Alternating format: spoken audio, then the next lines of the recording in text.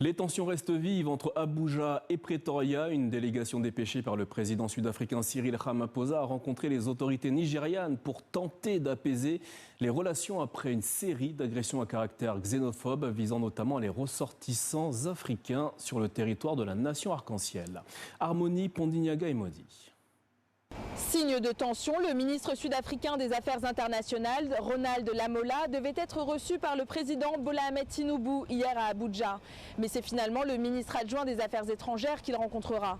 Les discussions ont été franches, constructives et tournées vers l'avenir, axées sur le rétablissement de la bonne volonté mutuelle, a résumé le gouvernement sud-africain après la réunion. Pretoria a explicitement condamné les agissements xénophobes à l'encontre des étrangers, tout en réaffirmant qu'elle ne tolérera aucune activité criminelle, quelle que soit la nationalité de l'individu. Le ministre nigérian Sola Onikolaye s'est opposé à cette version des faits selon laquelle seuls des criminels seraient pris pour cible et a reproché la passivité du gouvernement sud-africain. Je vous propose de l'écouter. Ces agressions xénophobes, vous le savez, vont bien au-delà d'attaques contre des criminels. Nous disposons de dossiers concernant des Nigérians titulaires de titres de séjour en règle en Afrique du Sud.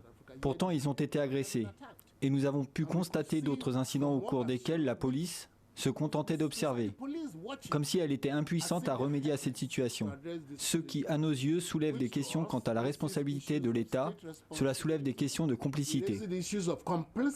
Une enquête a été ouverte lundi après la mort d'un Nigérian lors de son interpellation à son domicile du Cap, qui s'ajoute aux 4 décès de compatriotes recensés depuis le mois d'avril. Les violences et pressions d'activistes anti-immigration ont poussé 160 000 étrangers, dont près de 1500 Nigérians, à fuir l'Afrique du Sud.